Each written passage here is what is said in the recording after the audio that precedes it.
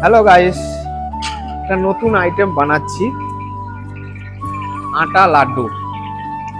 আটা লাড্ডু কিভাবে বানানো যায় তার রেসিপি। প্রথমে হচ্ছে যে দেশি ঘি, পিওর দেশি ঘি হতে হবে। দেশি ঘিকে হালকা করে গরম করে নিতে হবে। হালকা করে গরম করে তারপরে আর উপরে আটা ঢালতে হবে।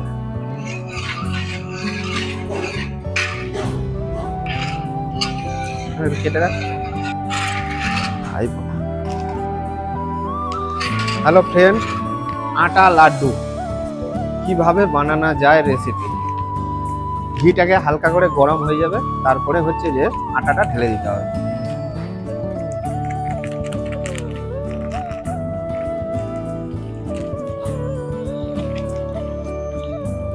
এক কিলো আটাতে মিনিমাম 300 গ্রাম ঘি।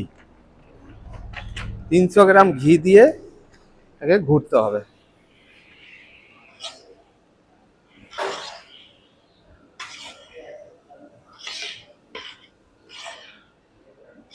ফ্রেন্ড,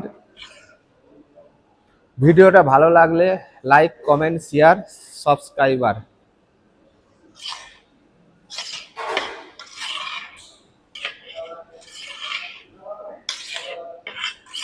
আটাটা যখন হয়ে যাবে, হালকা করে ভাজা হয়ে গেলে হালকা করে জল মেরে দেখতে হবে।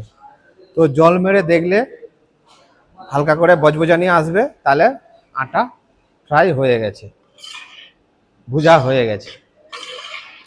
সেই হিসাবে করবে। মিনিমাম এই আটাটা আধা ঘন্টা লাগবে একে ভুজতে।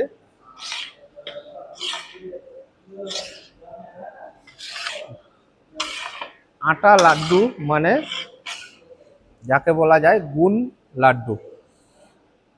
আটা লাড্ডু গুণ লাড্ডু একই।